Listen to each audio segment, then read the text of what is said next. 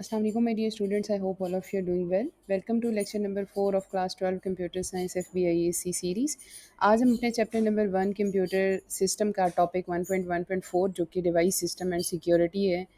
Device ये system की security है, बेसिकली डिस्कस करेंगे। आज के लेक्चर के अंदर हम अपने एक और इम्पॉर्टेंट फैक्टर जो कि ह्यूमन और टेक्नोलॉजी के इंटरेक्शन में एक बहुत वैल्यू रखता है, दैट इज़ सिक्योरिटी। कि जब कोई डिवाइस की सिस्टम बनाया जाता है तो उसमें डाटा की सिक्योरिटी इज़ वेरी इंपॉर्टेंट। तो आज के लेक्चर में हम बात करेंगे कि वो कौन से मेन की फीचर्स हैं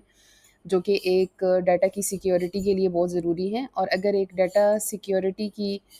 को हमने मीट करना हो और ह्यूमन कंप्यूटर इंटरेक्शन के अकॉर्डिंग इसे मीट करना हो तो वो कौन कौन से इंपॉर्टेंट प्रिंसिपल और रूल्स हैं जो हमें फॉलो करने चाहिए,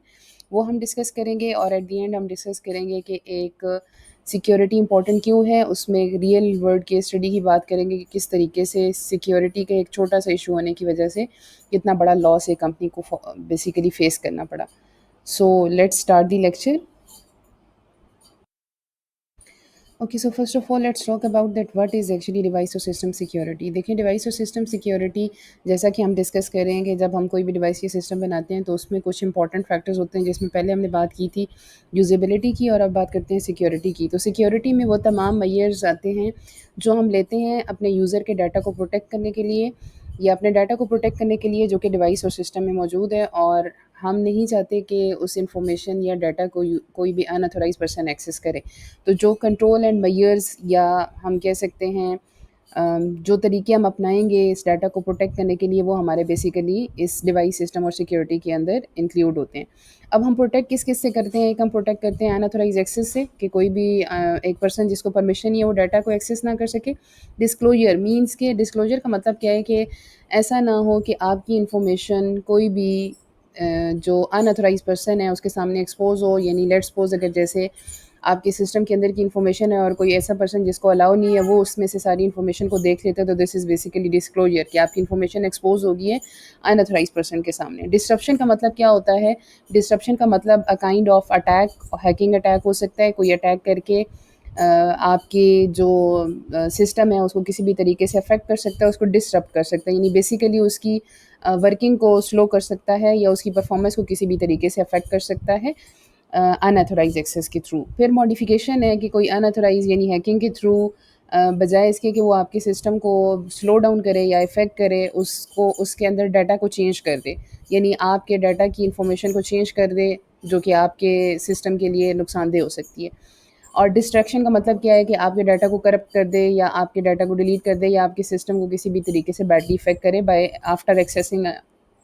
अनऑथराइज्ड एक्सेस। सो इसका मतलब क्या हुआ कि हमने अपने डाटा को इन तमाम चीज़ों से प्रोटेक्ट करना है कि कोई हमारे डाटा को एक्सपोज ना कर सके, यानी हमारे डाटा को बेसिकली एक्सेस ना कर सके। हमारे जो डाटा है उस, या हमारे जो सिस्टम है उस पे कोई हैकिंग या बेसिकली कोई अटैक ना परफॉर्म कर सके, किसी भी तरह का attack, either in terms of के हैकिंग के पर्पज़ के लिए, यानी डाटा को एक्सेस करने के लिए, या फिर हमारी सर्विसेज को ब्रेक करने के लिए, या सिस्टम को स्लो करने के लिए, या डिवाइस को स्लो करने के लिए। फिर कोई उस इंफॉर्मेशन को एक्सेस करके चेंज ना कर पाए, उसको करप्ट या डिस्ट्रैक्ट ना कर पाए, यानी उसकी बेसिकली उस डाटा को एक्सेस करके हमारे डाटा को या हमारे सिस्टम को नुकसान ना पहुंचाए। तो हमारा मकसद क्या है कि अपने डाटा और सिस्टम की सेफ्टी को मेक श्योर करना, और अपने सिस्टम की अवेलेबिलिटी को मेक श्योर करना कि हमारा सिस्टम जो है वो अगर कोई ऐसा इशू होता भी है तो भी इसको बियर करे, और वो तमाम मेजर्स हमने लेने हैं कि अगर कुछ होता भी है तो हम किस तरीके से इसको हैंडल कर सकते हैं और अपने डाटा को बेसिकली प्रोटेक्ट कैसे कर सकते हैं। ओके, तो लेट्स डिस्कस दी थ्री की मेन ऑब्जेक्टिव जो हम सिक्योरिटी के मेजर्स के थ्रू अचीव करना चाहते हैं। पहली चीज़ है हमारी कॉन्फिडेंशियलिटी, यानी हम अपने डाटा को कॉन्फिडेंशियल रखना चाहते हैं। किस से? अनऑथराइज एक्सेस से, यानी सिर्फ वही लोग एक्सेस कर सकें जिसको परमिशन हो। कोई भी बगैर परमिशन के डाटा को एक्सेस ना करें। इंटेग्रिटी को हमने मेक श्योर करना होता है। इंटेग्रिटी का मतलब क्या होता है कि आपका डाटा करेक्ट और एक्यूरेट हो, और accurate basically facts and figures को शो कर रहा हो। यानी कि बेसिकली हम कहना क्या चाह रहे हैं कि कोई भी अनऑथराइज एक्सेस के थ्रू आपके डाटा को चेंज ना कर दे,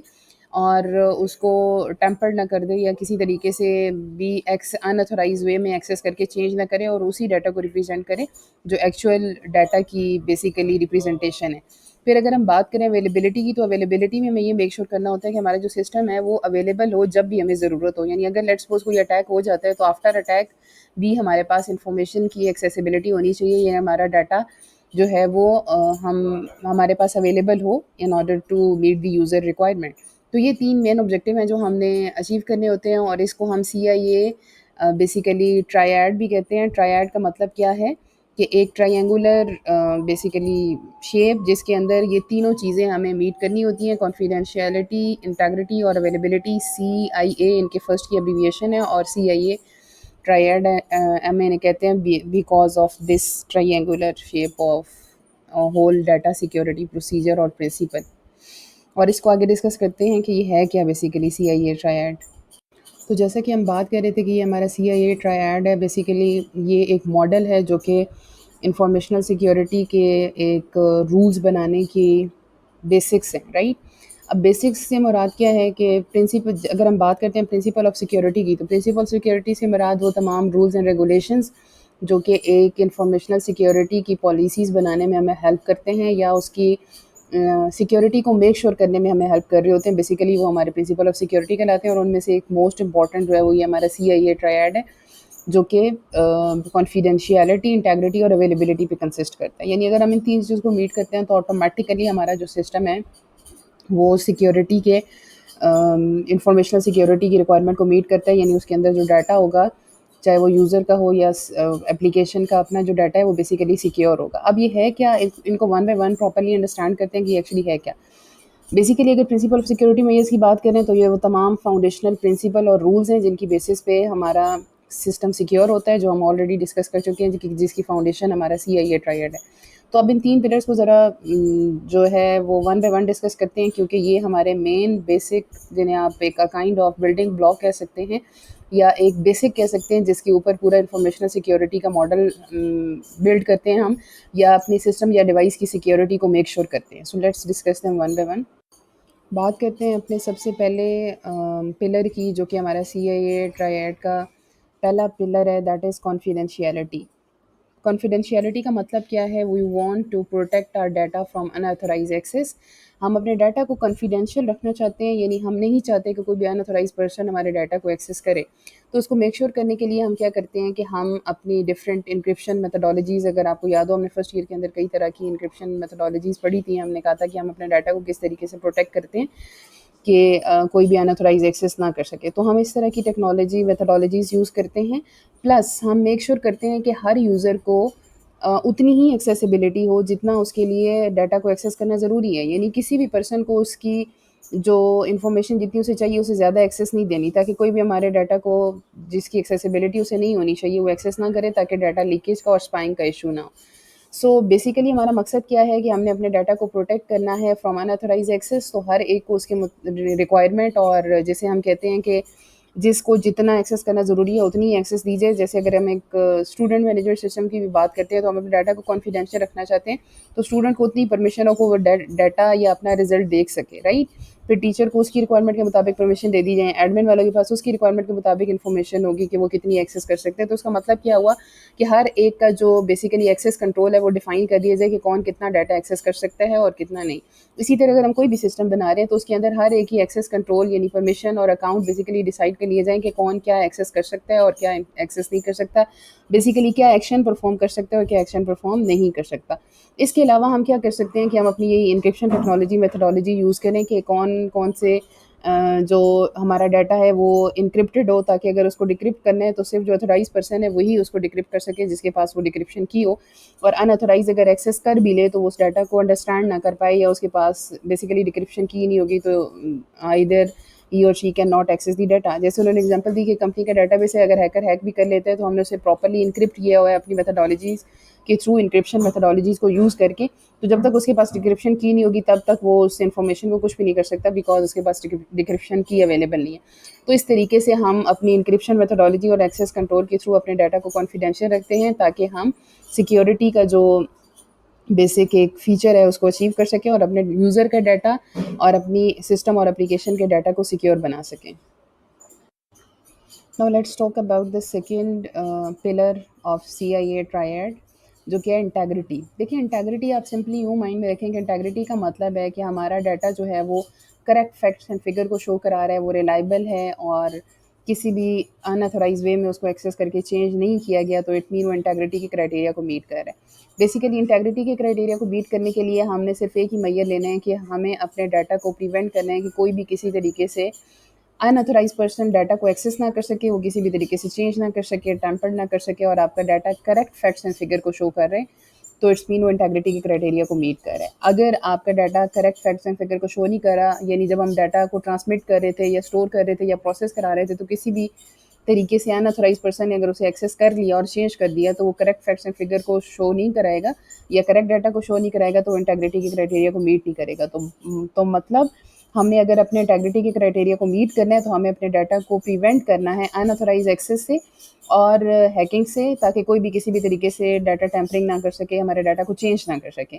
फॉर एग्जांपल, अगर एक यूज़र है और उसने एक कॉन्ट्रैक्ट प्रॉपर साइन किया और वो साइन करके भिजवा रहा है, तो उसके ऊपर उसके डिजिटल सिग्नेचर होने चाहिए और जब वो रिसीव हो तो उसको चेक किया जाए कि क्या डिजिटल सिग्नेचर बिल्कुल वैसे ही है या किसी ने उसको चेंज करने की कोशिश तो नहीं की। अगर चेंज करने की कोशिश की है तो ऑब्वियसली फिर आइडिया हो जाएगा कि इंटेग्रिटी की क्राइटेरिया को मीट नहीं कर रहा। हम डिफरेंट टेक्निक्स मेथडोलॉजीज यूज़ करते हैं अपने डाटा की प्रोटेक्शन के लिए, जिसमें चेकसम और एक्स्ट्रा बिट्स, पैरिटी बिट्स वगैरह ऐड कर दी जाती हैं डाटा के ऊपर और फिर उसके अकॉर्डिंग देखा जाता है कि क्या वो जब इन्फॉर्मेशन ट्रांसमिट हुई तो ड्यूरिंग ट्रांसमिशन उनमें कोई चेंजेस तो नहीं आई, जिससे ये होता है कि अगर कोई चेंजिंग आई हो तो फिर हम उसको बेसिकली आइडेंटिफाई कर सकते हैं कि किसी भी तरीके से हमारे डाटा को टैम्पर करने की कोशिश तो नहीं की गई है, हमारी डाटा को चेंज करने की कोशिश तो नहीं की गई। तो इस तरीके से हम डाटा इंटेग्रिटी के क्राइटेरिया को मीट करते हैं। मकसद क्या है? The data that is being stored or processed in your system or a device should actually depict or show the correct facts and figure and correct information related to the system और device जो भी हमारा है, यानी उसके अंदर information जो है वो reliable होनी चाहिए, correct होनी चाहिए, consistent होनी चाहिए। ऐसा नहीं है एक जगह पे facts and figure कुछ और आ रहे हो, दूसरी जगह पे कुछ और आ रहे हो, तो it mean एक तो वो consistent भी नहीं होगी और दूसरा वो integrity के criteria को meet नहीं करेगी। अब बात करते हैं अपने थर्ड पिलर की, जो कि CIA ट्रायड का थर्ड पिलर है, दैट इज़ अवेलेबिलिटी। देखिए अवेलेबिलिटी का मकसद ये है कि जब भी हमें अपने सिस्टम और डिवाइस से डाटा कोई रिक्वायर हो तो वो अवेलेबल होना चाहिए at the time of requirement. So availability को हम कैसे मेक श्योर करते हैं?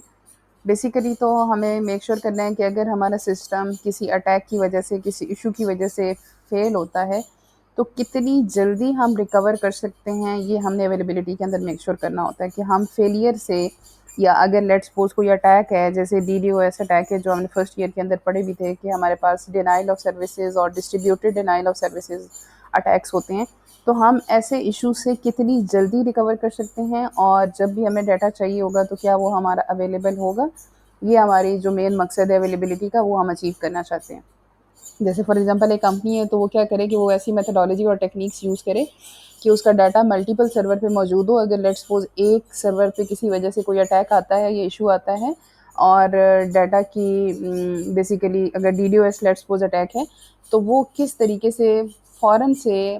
उनके पास प्लान होना चाहिए कि वो दूसरे सर्वर पे शिफ्ट करके और डाटा की अवेलेबिलिटी को मेक श्योर करेंगे ताकि उनके सिस्टम और डिवाइस की परफॉर्मेंस पे इफेक्ट ना आए। यानी अगर कोई अटैक होता भी है तो हमारे सिस्टम की परफॉर्मेंस इफेक्ट नहीं होनी चाहिए और हमारे पास एक प्लान होना चाहिए कि how we are going to recover from that failure.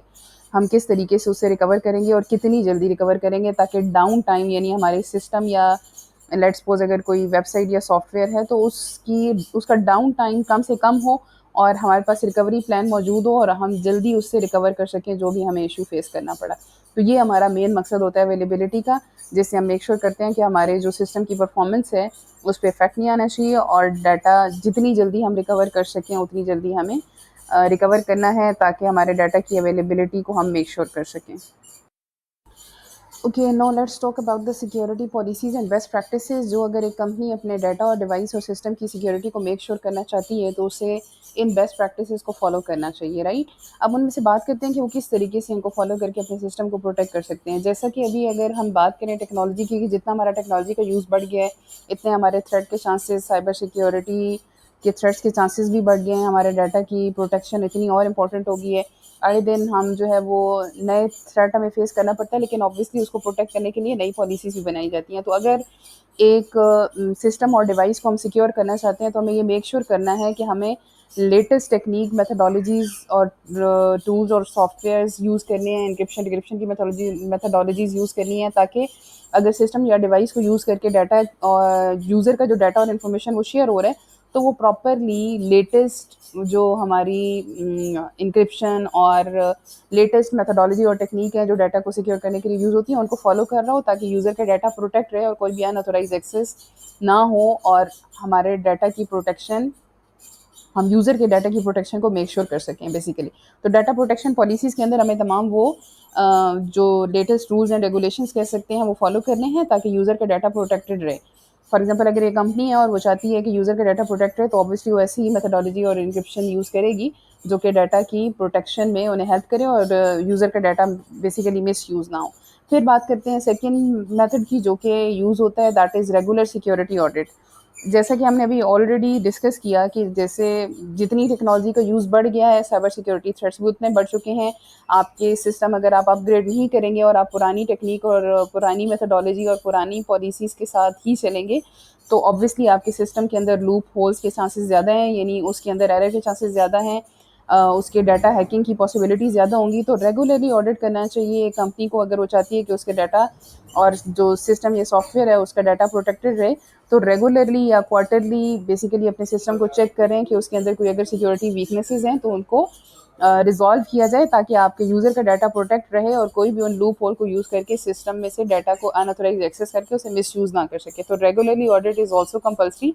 In order to make sure कि हमारा डाटा जो है वो करंट जितनी भी लेटेस्ट हमारी टेक्नोलॉजी मेथोडोलॉजीज़ या बेसिकली अगर साइबर थ्रेट्स हैं भी, तो उसके मुताबिक यूज़र के डाटा को प्रोटेक्ट करने की कैपेबिलिटी रखता है। इसके अलावा कंपनी को चाहिए, अगर वो चाहते हैं कि उनका सिस्टम और डाटा सिक्योर रहे, तो अपने एम्प्लॉयज़ और स्टाफ की ट्रेनिंग दें, जो कि एक और बहुत बड़ा फैक्टर है। और मोस्ट ऑफ द टाइम अक्सर सिनेरियो में यही बात सुनने को मिलती है, जहाँ पर एक पर्सन जिसे आइडिया नहीं होता, उसकी एक क्लिक की वजह से पूरे सिस्टम को हैक कर लिया जाता है। या अगर उसने लेट्स सपोज कोई आइडिया नहीं था और उसने किसी ऐसे सॉफ्टवेयर को इंस्टॉल कर लिया जिसकी वजह से पूरे के पूरा नेटवर्क हैक हो सकता है और पूरे डिवाइस और सिस्टम की वर्किंग और फंक्शनैलिटी इफेक्ट हो सकती है। सो एम्प्लॉय और स्टाफ की ट्रेनिंग भी बहुत ज़रूरी है, ताकि उन्हें बताया जाए कि वो किस तरीके से लेटेस्ट थ्रेट से बच सकते हैं और किस तरीके से सिस्टम को प्रोटेक्ट कर सकते हैं, ताकि कोई भी गलती से भी ऐसा काम ना करे जिसकी वजह से पूरे सिस्टम की परफॉर्मेंस पे इफेक्ट हो या हमारे डाटा की जो बेसिकली डाटा लीकेज है वो ना हो। इसके अलावा इंसिडेंट रिस्पॉन्स प्लानिंग होना चाहिए, यानी जिस तरह हमने पीछे अवेलेबिलिटी में बात की कि अगर लेट्स सपोज कोई हमारा अटैक हो भी जाता है सिस्टम के ऊपर, तो हमारे पास प्लान पहले से मौजूद होना चाहिए कि हमने इसे रिकवर कैसे करना है, यानी हमारे पास रिकवरी प्लान अपना पहले से मौजूद हो कि अगर लेट्स सपोज किसी भी वजह से हमारे सिस्टम की कोई अनऑथराइज एक्सेस होती है, कोई अटैक होता है, तो हमने उसे कैसे कोप करना है और किस तरीके से हम उससे रिजॉल्व करेंगे, और हमारे पास पूरा प्लान मौजूद होना चाहिए। जैसे हमने अवेलेबिलिटी के अंदर डिस्कस किया कि मल्टीपल डाटा स्टोरेज जो है वो आपकी मल्टीपल सर्वर पे होनी चाहिए, बैकअप्स आपके पास अवेलेबल होने चाहिए, ताकि आप जितनी जल्दी उस चीज़ से रिकवर कर सकें वो आप रिकवर करें। तो ये कुछ कॉमन मेथोडोलॉजीज़ और आप कह सकते हैं पॉलिसीज़ और बेस्ट प्रैक्टिसेस हैं जो यूज़ की जाती हैं, ताकि एक सिस्टम या डिवाइस की सिक्योरिटी को मेक श्योर किया जा सके। Now let's discuss a real life case study, जिसमें एक टारगेट जो कि एक यूएस बेस्ड कंपनी थी, रिटेल कंपनी, जो कि डिफरेंट प्रोडक्ट सेल करती थी, जिसमें इलेक्ट्रॉनिक डिवाइसेस, क्लॉथेस और लोग ग्रॉसरी वगैरह और घर की चीज़ें ख़रीदते थे। क्योंकि उन्होंने एक थर्ड पार्टी सॉफ्टवेयर यूज़ किया, थर्ड पार्टी वेंडर जो उन्हें एक सर्विसेज प्रोवाइड करते थे और उनका अकाउंट इनके सिस्टम के अंदर अवेलेबल था, और थर्ड पार्टी वेंडर की सिक्योरिटी ब्रीच हुआ, यानी उनकी सिक्योरिटी इतनी स्ट्रॉन्ग नहीं थी। सिक्योरिटी ब्रीच की वजह से हैकर ने पहले वो थर्ड पार्टी जो सॉफ्टवेयर था उनका लॉगिन आईडी और पासवर्ड हैक किया, एंड देन उसको यूज़ करके उन्होंने पूरे टारगेट नेटवर्क को हैक किया, एक्सेस किया, और उनके 40 मिलियन क्रेडिट और डेबिट कार्ड जो कस्टमर के थे उनकी इन्फॉर्मेशन एक्सेस कर ली। 70 मिलियन यूज़र का जो पर्सनल डाटा था, बेसिकली फ़ोन नंबर, एड्रेस और वो तमाम इन्फॉर्मेशन एक्सेस कर ली, जिसकी वजह से टारगेट कंपनी को एक बहुत बड़ा लॉस फेस करना पड़ा। एक तो उनकी रेपुटेशन भी डैमेज हो गई, जो कस्टमर का ट्रस्ट भी ख़त्म हो गया, प्लस उन्हें जो है वो एक तो पैसे लगाने पड़े उस सिस्टम को रिकवर करने के लिए, गवर्नमेंट को भी फ़ाइन पे करना पड़ा, क्योंकि ऑब्वियसली रूल्स को वायलेट किया कि कस्टमर का डाटा हैक हो गया था, कस्टमर का डाटा मिसयूज़ हुआ, जिसकी वजह से उन्हें फ़ाइन भी पे करना पड़ा। तो ऑलमोस्ट $162 मिलियन उन्होंने पे किए, उसको रिकवर करने के लिए, और लीगली उसको मैटर को सॉल्व करने के लिए गवर्नमेंट को भी उन्हें फ़ाइन पे करना पड़ा, जो कि अराउंड अबाउट $18.5 मिलियन था। तो इसका मतलब क्या हुआ कि एक सिंपल छोटी-सी सिक्योरिटी ब्रीच की वजह से, जो कि एक थर्ड पार्टी वेंडर की तरफ से था, उनकी अपने सिस्टम सिक्योरिटी का ब्रीच नहीं था, लेकिन स्टिल उन्हें एक बहुत बड़ा लॉस फेस करना पड़ा। तो अब देखते हैं कि इससे हमने एक्चुअली सीखा क्या है, कि हमें किस तरीके से अपने सिस्टम को सिक्योर करना चाहिए और किस तरीके से हम अपने डाटा को प्रोटेक्ट कर सकते हैं, स्पेशली जब हम इस तरह कोई थर्ड पार्टी वेंडर सॉफ्टवेयर्स भी यूज़ कर रहे हों, तो हमें क्या-क्या सिक्योरिटी मेजर्स लेने चाहिए। सो बेसिकली इससे सीखा क्या है कि अगर थर्ड पार्टी वेंडर यानी थर्ड पार्टी सॉफ्टवेयर वगैरह आप यूज़ कर रहे हैं, तो आपको मेक श्योर करना है कि वो प्रॉपर सिक्योरिटी मेजर्स उन्होंने लिए हों, और उनके डाटा ट्रांसमिशन या जो बेसिकली डाटा की सिक्योरिटी है उसको वो मेक श्योर करें। अगर एम्प्लॉयज़ हैं तो प्रॉपर्ली एम्प्लॉय को ट्रेन करें, ताकि वो किसी भी स्कैमर की गेम का पार्ट ना बन जाए, या किसी फिशिंग लिंक पे क्लिक ना कर दें जिसकी वजह से डाटा लीकेज का इशू ना हो जाए, या आपके सिस्टम को कोई बहुत बड़ा इशू फेस ना करना पड़ जाए, यानी आपके डाटा लीकेज या डाटा ब्रीच ना हो। इसके अलावा बैकअप रिस्पॉन्स प्लान होना चाहिए, यानी अगर कोई अटैक हो जाता है तो आप फिर उससे कैसे रिकवर करें। जैसे इस कंपनी को फिर इससे रिकवर करने के लिए भी अच्छा खासा पैसा, ऑलमोस्ट 106 मिलियन डॉलर्स खर्च करने पड़े थे अपने सिस्टम को रिकवर करने में, और लोगों का ट्रस्ट ऑलरेडी वो लूज़ कर चुके थे। तो इसका मतलब है कि आपके पास बैकअप प्लान होने चाहिए कि अगर खुदा ना खास्ता ऐसा इशू होता है, तो how you are going to recover from that phase. आप उससे रिकवर कैसे करोगे, और अपने सिस्टम को रेगुलरली चेक करना चाहिए, जैसे हमने ऑलरेडी पीछे भी बात की थी। ऑडिट्स करें अपने सिस्टम के, कि अगर कोई लूप होल्स हैं तो उन्हें आइडेंटिफाई करें और रिजॉल्व करें, ताकि कोई भी किसी भी तरीके से डाटा को एक्सेस ना कर सके और उसे मिसयूज़ ना कर सके। Now let's summarize today's lecture. Basically आज के लेक्चर के अंदर हमने क्या सीखा, कि किस तरीके से हम अपने डिवाइस और सिस्टम को प्रोटेक्ट कर सकते हैं अगर कोई भी अनऑथराइज एक्सेस होती है, तो हमें कौन कौन से मेजर्स लेने चाहिए ताकि हमारा डाटा मिसयूज़ ना हो। देन हमने बात की कि CIA ट्रायड, जिसके अंदर कॉन्फिडेंशियलिटी, इंटेग्रिटी और अवेलेबिलिटी है, कि उसको यूज़ करके हम अपने डाटा की प्रोटेक्शन को कैसे मेक श्योर कर सकते हैं। फिर हमने अपनी कुछ पॉलिसीज़ और बेस्ट प्रैक्टिसेस डिस्कस की, जिसके थ्रू कोई भी कंपनी एक सिस्टम या सॉफ्टवेयर की सिस्टम सॉफ्टवेयर एनी सॉफ्टवेयर और डिवाइस की बेसिकली सिक्योरिटी को मेक श्योर कर सकती है, कि कोई भी उनके डाटा को हैक ना करे, मिसयूज़ ना कर सके, और किसी भी तरीके से डाटा ब्रीच ना हो। देन हमने एक real world basically case study discuss की, कि किस तरीके से उन्हें कितना बड़ा लॉस फेस करना पड़ा था only because of a small mistake, जिसमें एक थर्ड पार्टी वेंडर की वजह से उनका सिक्योरिटी ब्रीच हुआ, और उन्हें अच्छा खासा लॉस बियर करना पड़ा, और कस्टमर का ट्रस्ट अलग लूज़ कर गए वो। सो इस तरीके से हम अपने सिस्टम के डाटा को प्रोटेक्ट कर सकते हैं बाय यूजिंग प्रॉपर मेजर और टेक्नोलॉजीज और methodologies to protect our data.